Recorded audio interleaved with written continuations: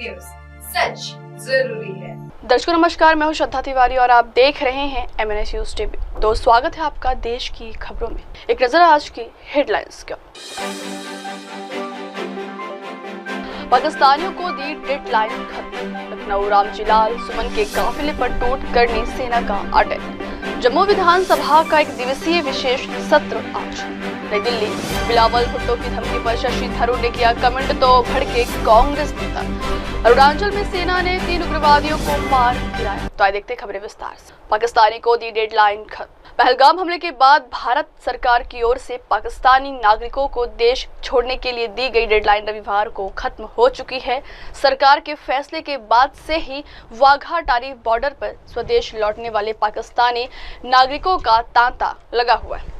ऐसे में सवाल आता है कि अब तक कितने लोग भारत छोड़ चुके हैं और कितने अभी भी भारत में मौजूद हैं। डेडलाइन के बाद पाकिस्तानियों को अपने देश लौटने के लिए क्या कुछ करना होगा। पहलगाम हमले के बाद पाकिस्तान लौट रहे नागरिकों को लेकर एक मीडिया रिपोर्ट के अनुसार अब तक 531 नागरिक वाघा अटारी बॉर्डर के जरिए अपने देश लौट चुके हैं। रविवार को भारत से 237 पाकिस्तानी नागरिक वापस पाकिस्तान गए, वहीं 116 भारतीय पाकिस्तान से वापस भारत लौटे। इसके बाद पाकिस्तान से लौटने वाले नागरिकों की संख्या 843 हो गई। ये आंकड़े भारत सरकार की ओर से पाकिस्तान सरकार की ओर से भारतीय नागरिकों को अपने देश वापस जाने के दिए गए अल्टीमेटम के बाद यानी 24 अप्रैल से है।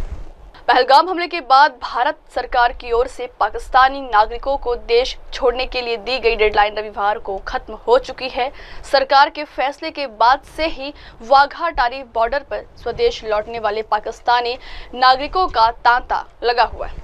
ऐसे में सवाल आता है कि अब तक कितने लोग भारत छोड़ चुके हैं और कितने अभी भी भारत में मौजूद हैं। डेडलाइन के बाद पाकिस्तानियों को अपने देश लौटने के लिए क्या कुछ करना होगा।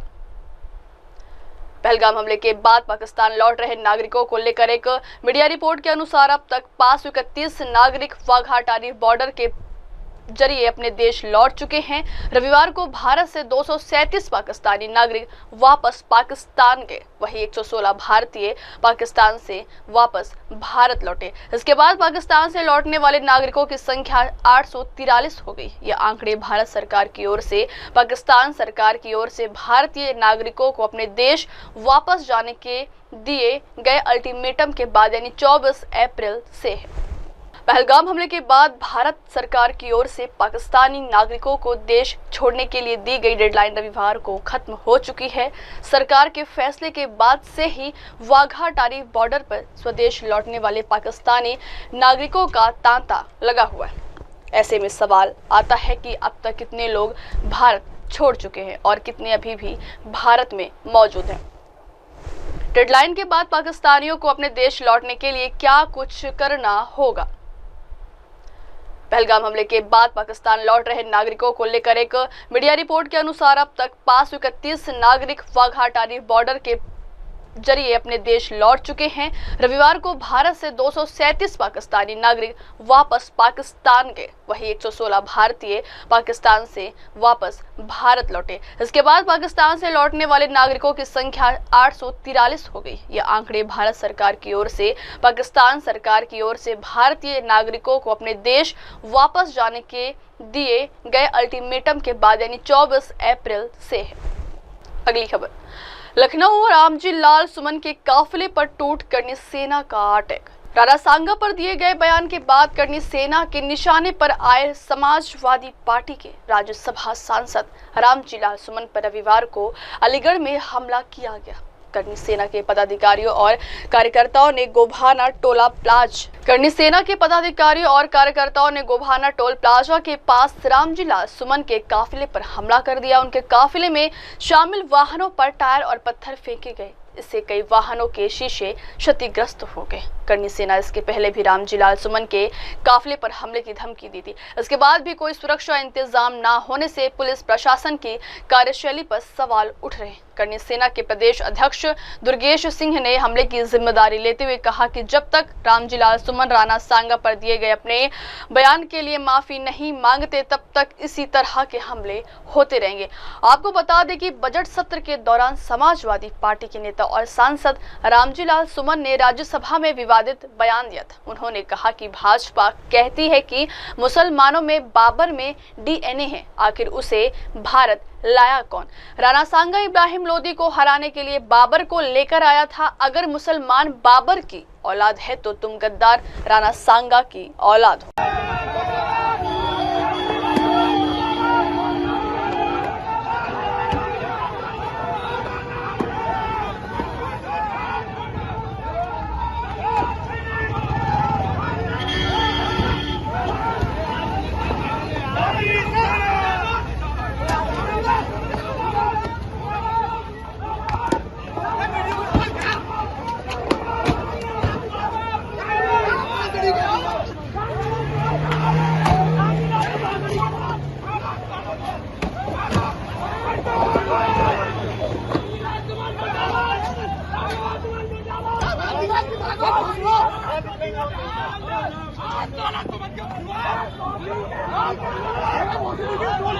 अगली खबर, जम्मू विधानसभा का एक दिवसीय विशेष सत्र आज से। पहलगाम आतंकी हमले के बाद जम्मू कश्मीर के उपराज्यपाल मनोज सिन्हा ने इस जघन्य हमले पर चर्चा के लिए 28 अप्रैल को विधानसभा का विशेष सत्र बुलाया। उपराज्यपाल सिन्हा ने एक आदेश जारी करते हुए कहा, मैं मनोज सिन्हा केंद्र शासित प्रदेश जम्मू कश्मीर का उपराज्यपाल जम्मू कश्मीर पुनर्गठन अधिनियम 2019 की धारा के तहत मुझे प्रदत्त शक्तियों का प्रयोग करते हुए जम्मू में 28 अप्रैल सोमवार सुबह 10:30 बजे जम्मू कश्मीर विधानसभा की बैठक आहूत करता हूं। विधानसभा के विशेष सत्र को लेकर अधिकारियों ने बताया कि विशेष सत्र में पहले पहलगाम हमले में मारे गए लोगों को जान गंवाने वालों को श्रद्धांजलि दी जाएगी।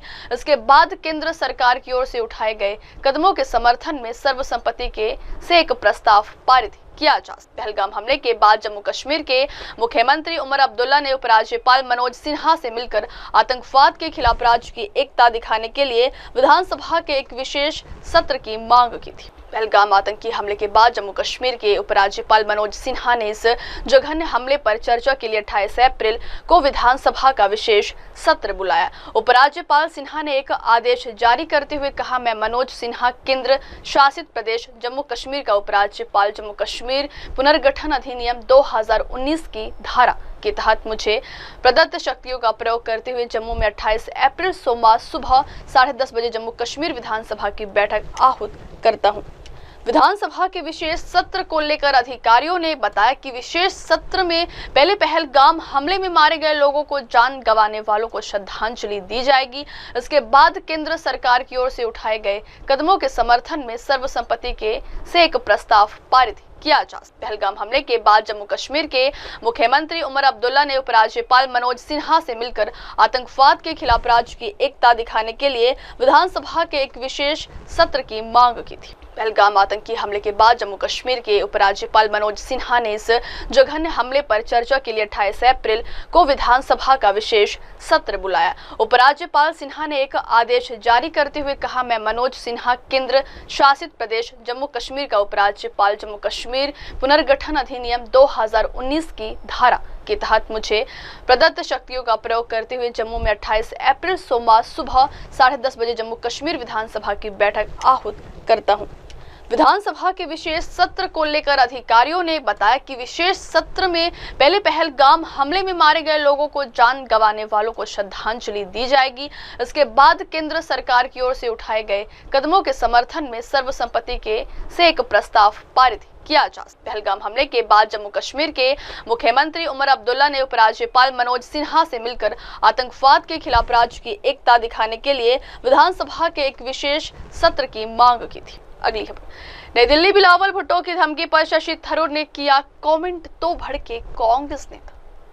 पहलगाम आतंकी हमले के बाद सभी विपक्षी दलों की ओर से इसके खिलाफ सरकार के किसी भी एक्शन पर फुल सपोर्ट की बात कही गई, लेकिन मुख्य विपक्षी दल कांग्रेस के अंदर इस हमले को लेकर अंदरूनी विवाद की स्थिति बनती दिख रही। पूर्व केंद्रीय मंत्री शशि थरूर को पाकिस्तानी नेता बिलावल भुट्टो की सिंधु जल संधि पर की गई धमकी भरी टिप्पणी पर प्रतिक्रिया को लेकर अपनी ही पार्टी के अंदर कड़ी आलोचना का सामना करना पड़ रहा है।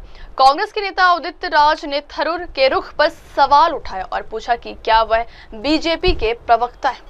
कांग्रेस के वरिष्ठ नेता शशि थरूर का पाकिस्तान पीपुल्स पार्टी के अध्यक्ष बिलावल भुट्टो के बयान पर करारा जवाब उनकी खुद की पार्टी को रास नहीं आया, क्योंकि उनकी पार्टी के एक अन्य नेता उदित राज ने उनसे सवाल किया कि क्या वह सुपर बीजेपी मैन बनने की कोशिश कर रहे हैं। उदित राज ने कहा, मैं शशि थरूर से पूछना चाहता हूं कि वह कांग्रेस पार्टी में है या भारतीय जनता पार्टी में, क्या वह सुपर बीजेपी मैन बनने की कोशिश कर रहे हैं। थरूर को बीजेपी से सवाल करना चाहिए कि मोदी सरकार पाकिस्तान अधिकृत कश्मीर को कब लेगी। उन्होंने सवाल किया, क्या बीजेपी ने उन्हें अपना प्रवक्ता नियुक्त किया है। Look, as far as intelligence failure is concerned, it's obvious that there was not foolproof intelligence. Obviously, there was some failure, but the question is whether the inevitable investigation that is required should be the priority now, or whether a credible response should be the priority now. In due course, there will have to be an investigation by the government, because it's the government's own responsibility to fix accountability and figure out what happened. And I hope they will do so. But we've got the example of Israel, October 7th. The world's best intelligence services, according to everybody, were taken by surprise on October 7th just 2 years ago. And my own view very clearly is that it seems to me that just as the Israelis are waiting till the end of the war before they demand accountability and answers, similarly, we too should first see the present crisis through, and then definitely there should be an accounting. But I don't expect at any time now or in the future that any country will ever have 100% foolproof intelligence. Sometimes you succeed, sometimes you don't. We'll never know about the various terror attacks that were successfully thwarted. We only know about the ones we failed to thwart. That is normal in any kind of relationship. I do agree that there were failures, but I do not agree right now that that should be the main focus. Main focus should be the outrageous crimes committed against innocent Indian tourists, the damage that is sought to be wrought to the economy of Kashmir in order to increase discontent in Kashmir, the damage being done to communal relations even within India by their kind of inflammatory communal rhetoric when the general in charge of the Pakistan army says Hindus and Muslims can never live together. What is the message he wants to send? This is disgraceful, contemptible language, and we must stand up firmly and unitedly against it. To my mind, all of India is united in wanting to give a fitting response to the Pakistanis. तरफ से एक बयान आया, उन्होंने कहा कि किसी भी देश की 100% इंटेलिजेंस जो है वो फुल प्रूफ नहीं हो सकती। उन्होंने इजराइल का जिक्र किया, पहलगाम अटैक को लेकर जब उनसे सवाल पूछा गया, कैसे उनके इस बयान को देखते हैं।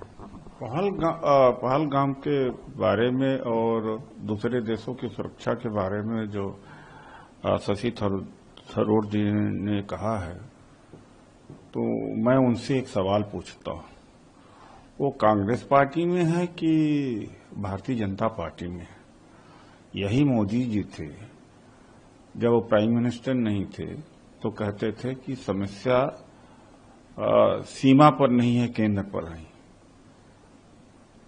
और दूसरी बात है कि यही मोदी जी प्रचार कर रहे थे कुछ दिन पहले, अब आतंकवादी ये नहीं है कि मार करके वापस चले जाएंगे। फिर यही मोदी जी अमित शाह कहते हैं कि अब तो आतंकवादियों की कमर टूट गई है। तो भैया, फुल प्रूफ सिक्योरिटी की बात तो मोदी जी, अमित शाह, ये सरकार कर रही है। आप भारत सरकार को खंडन कर रहे हैं, सुपर बीजेपी मैन बन रहे हैं आप। उन्होंने दावा किया, हम थोड़ी कह रहे थे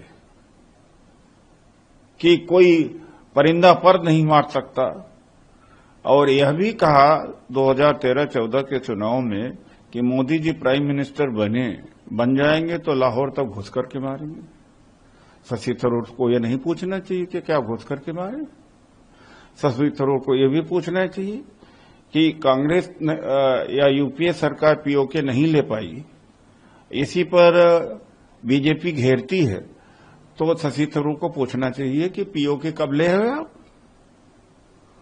और शशि थरूर को यह भी पूछना चाहिए कि जो बैथरन है पहलगाम में, जो ऑल पार्टी मीटिंग में झूठ बोला कि तो 2 दिन पहले खुला और टूरिस्ट ने और वहां के ऑपरेटर ने बताया नहीं, पूरे साल खुला रहता है।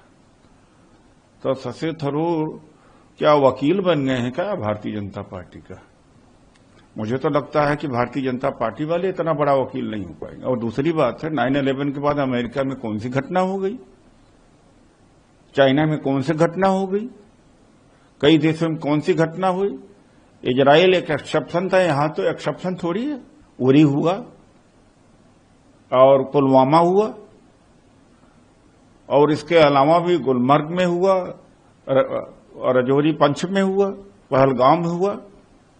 तो शशि थरूर जी ये तय कर ले कि भारतीय जनता पार्टी ने उनको नियुक्त कर दिया है क्या अपना स्पोक्स पर्सन।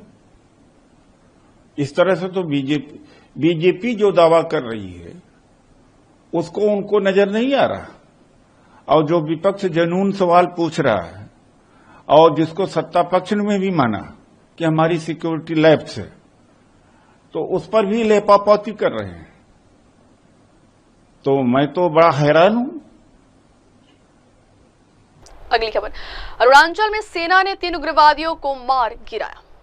भारतीय सेना और असम राइफल्स ने शुक्रवार को पंचगावो लोंगडिंग अरुणाचल प्रदेश से अपहरण किए गए 2 मजदूरों को बचाने के लिए रविवार को एक अभियान शुरू किया, जिसमें 3 उग्रवादियों को मार गिराया गया और गोला बारूद के साथ 4 हथियार बरामद किए गए। साथ ही एक श्रमिक को बचा लिया गया है। फिलहाल अभियान जारी। बता दें कि शुक्रवार की रात को अरुणाचल प्रदेश के लोंगडिंग के जिले के पंचगांव से 2 मजदूरों का अपहरण कर लिया गया। खुफिया जानकारी के आधार पर भारतीय सेना और असम राइफल्स के जवानों ने रविवार को एक अभियान शुरू किया। इस अभियान के दौरान गोलीबारी में सुरक्षा बलों ने एक प्रतिबंधित समूह NSCN के 3 उग्रवादियों को मार गिराया। साथ ही 4 ऑटोमेटिक हथियार गोला बारूद बरामद किए। सेना ने बताया कि अभियान में एक मजदूर को बचा लिया गया है और दूसरे की तलाश जारी है। भारतीय सेना और असम राइफल्स ने शुक्रवार को पंचगावो लोंगडिंग अरुणाचल प्रदेश से अपहरण किए गए 2 मजदूरों को बचाने के लिए रविवार को एक अभियान शुरू किया, जिसमें 3 उग्रवादियों को मार गिराया गया और गोला बारूद के साथ 4 हथियार बरामद किए गए। साथ ही एक श्रमिक को बचा लिया गया है। फिलहाल अभियान जारी। बता दें कि शुक्रवार की रात को अरुणाचल प्रदेश के लोंगडिंग के जिले के पंचगांव से 2 मजदूरों का अपहरण कर लिया गया। खुफिया जानकारी के आधार पर भारतीय सेना और असम राइफल्स के जवानों ने रविवार को एक अभियान शुरू किया। इस अभियान के दौरान गोलीबारी में सुरक्षा बलों ने एक प्रतिबंधित समूह NSCN के 3 उग्रवादियों को मार गिराया। साथ ही 4 ऑटोमेटिक हथियार गोला बारूद बरामद किए। सेना ने बताया कि अभियान में एक मजदूर को बचा लिया गया है और दूसरे की तलाश जारी है।